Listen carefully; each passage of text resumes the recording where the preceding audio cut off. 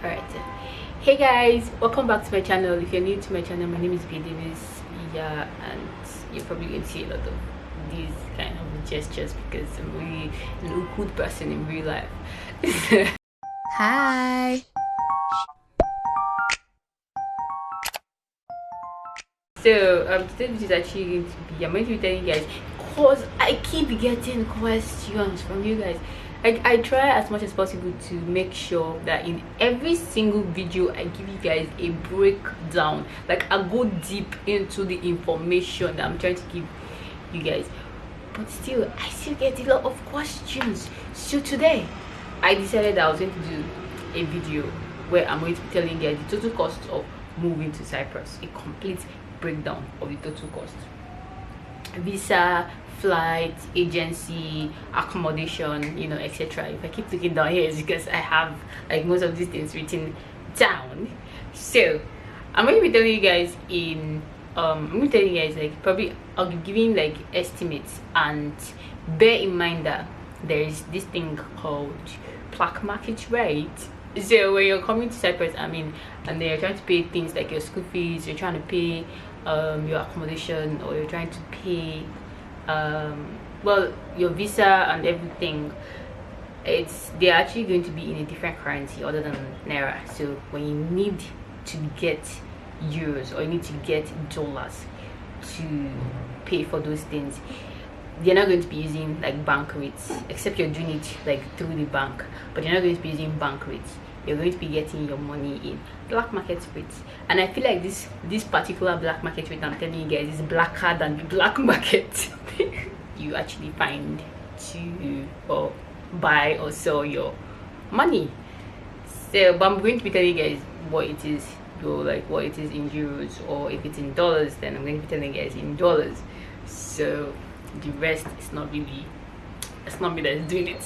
It's not me. So anyways, so first of all, the total cost of moving to Cyprus, let's start with because the first thing you need is, well, your application. So that means your agent's fee.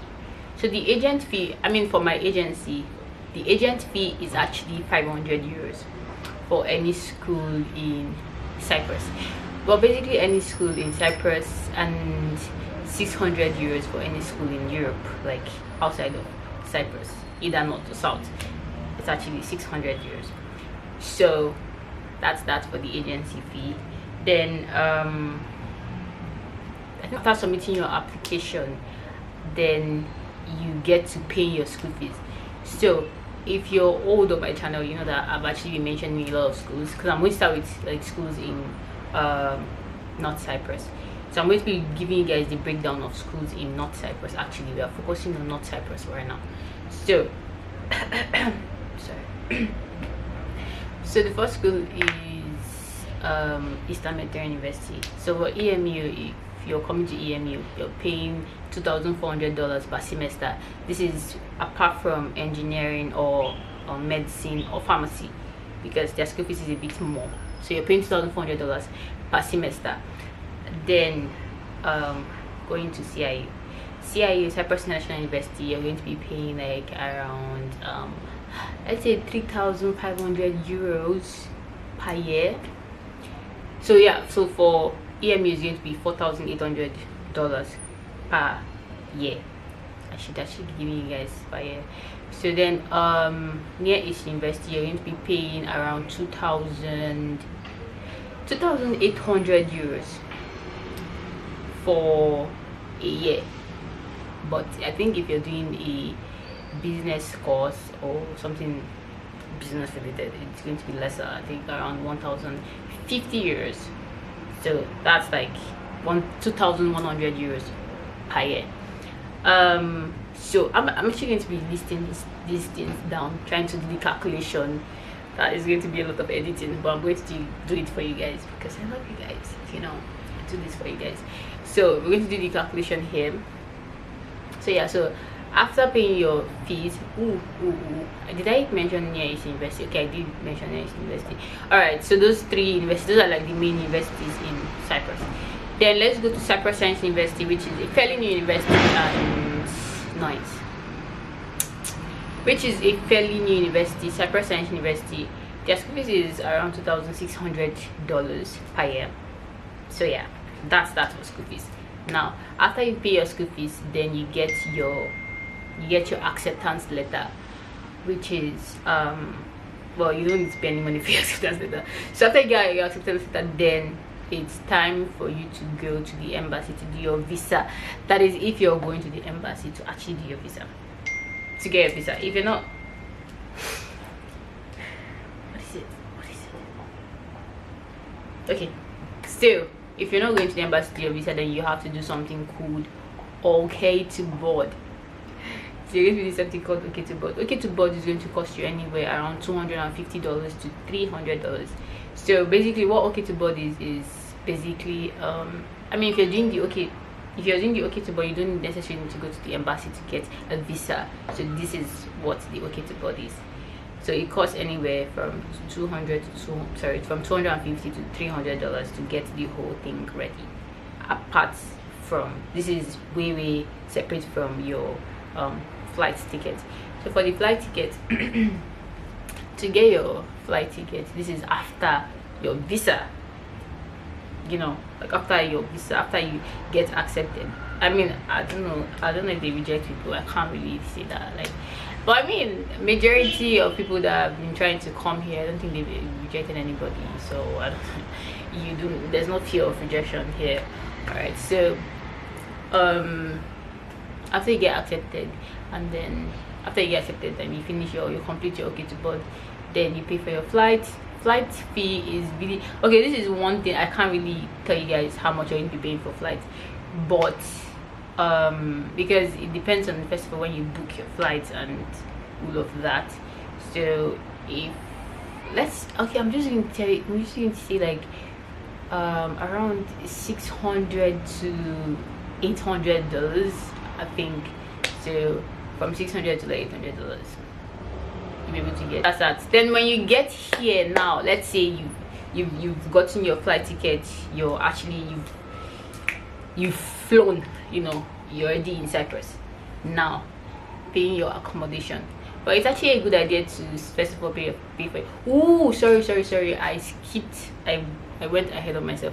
All right, so there is also going to be a quarantine fee. You can actually escape that, but there's a quarantine fee of $600 that you don't necessarily have to pay if you're going to be quarantining at home. So that means you have to have like an accommodation reserved for you. So let me just give you guys a breakdown for the accommodation. If you're staying in the dormitory, that's like a different place, right? So that's like with you and the school, but you're actually still trying to like find. All right, so there are different kinds of accommodations. There is a 1+1. There is a studio, which is just first of all, studio is like, you know, you just have a space, like a whole space for you. That's where you sleep, that's where you watch TV, that's not where you piss. You take a piss, obviously. There's a bathroom, there's a toilet, and then you have your kitchen also there. So like everything is like in one room, apart from your pissing area. So yeah, that's what a studio is. So if you're going for a studio, you're going to be spending anything from I would like to say, depending on what you find though, you're going to be paying anything from $150 to like, you know, $250 per month, right? So like I said, depending on what you actually find, but I'm pretty sure you can do with something, but something in between that, it's like, okay, like you're definitely going to find something in between that for a studio apartment. But if you're going for like luxury, you know, you're looking for a studio apartment that you guys have a pool, you guys have elevator, you guys are doing all the extra stuff, then definitely you're going to be looking at somewhere from $300 to $400 per month. Depends on you. Again, I'm not going to tell you what you should get and what not. So then if you're going for a 1+1, on average you're going to be spending like, well, from $250 to $300. It depends on what you find. From $250 to 300. So anything in between that, you can definitely find something. Anything in between that, probably sometimes you can actually find something less than that. Really rare, but it's there, you know, it's out there. And then if you're going for a 2+1, you know what, I don't know if I have to tell you guys about 2+1s, but if you're going for a 2+1, you're going to be paying a bit more than that, because, or a bit less than that actually, because you're sharing the apartment with someone, so you guys are probably going to be paying, you know, less than what you would pay alone as like staying in a 1+1, if you know what I mean. So in between that, so that's that for like accommodation. But in Cyprus now, there's this you have to pay for your deposit. You have to pay a deposit, you know, you have to pay a deposit, and you have to pay a commission. So have that in mind. And the commission and deposit is usually the same amount as you pay per month. So if your rent is $200 per month, you're going to be paying a commission of $200, and you're going to be paying a deposit of $200. In some cases you pay 2 deposits, which is really, you know, you know, that's a very but yeah. But also bear in mind that the deposit is going to be returned back to you at, you know, whenever you feel like leaving the apartment. You know, your landlord is going to check the apartment to see if you've broken or you spilled stuff somewhere, and then, you know, if he deems it necessary, he's going to reduce the money. Say, oh, I'm going to use this so amount to repaint my wall that you've disvirgined. He or she is going to take money from your deposit if you actually have like issues like that. But in other cases, they'll just give you back your deposit because you're a nice, you were a good tenant, and you didn't ruin anything. Anyways, so that's that for the accommodation. What else? All right, so monthly spending, like your, you know, food and all of that, I would say from 1,000 TL and above, I think it should be okay for a month. Now it still depends on the person, because me personally, I think maybe 1,000 should be enough for me, sort of. But depends on the person, right? I mean, for me, I don't think 1,000 TL is going to be enough for me though. But okay, let me be honest, I'm trying to do the calculations in my head. Yeah, I think 1,000 TL should be enough for anybody, like for a month. I mean, some people have, like, it depends on the person really. Some people shop every month, like you want to buy clothes, you want to go to the club, you want to, you know, all those things. So those people, I don't know what to say for you. Just know that on average you should be spending like 1,000 TL per month. I mean, I am very sure there are people that live on less than that per month and they actually survive, you know.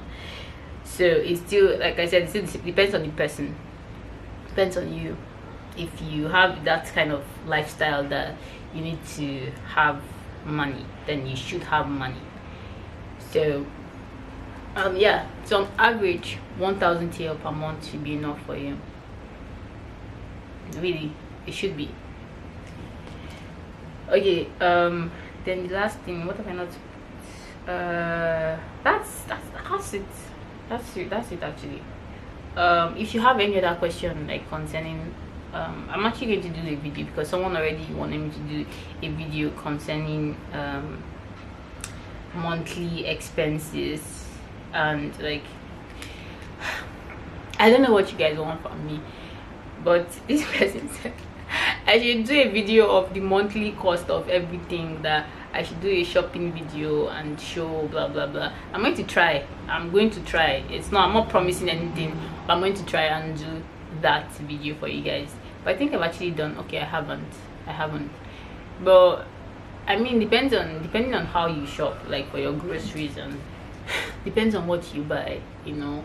Like for groceries, I would say if you're buying for the whole month, then I think around 500 TL, that's half of the monthly spending, should be enough for you. I mean, if it's just one person, like except you're a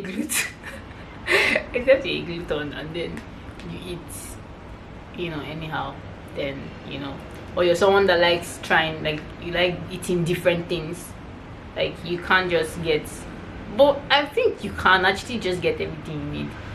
I don't know, some people are just weird. There are different kind of people. Like me, actually, I'm actually very weird. So when it comes to food, it's just I'm not even the best person to be giving you guys this. I'm not the best person to be doing this video for food. So I don't know, but like I said, 1,000 TL should be enough for your monthly spending. For real. I mean, it's not like every month you need to go and shop for new clothes, or every month you have to go for. I go months without going to the club. I've actually never even been to the club before, so. But I mean, you're not me, so you know, I don't know, you're not me. But if you have, I mean, there are other things you can actually do, and then you're not actually going to break the bank for them. You can go for like bowling, or you can go out with friends to drink.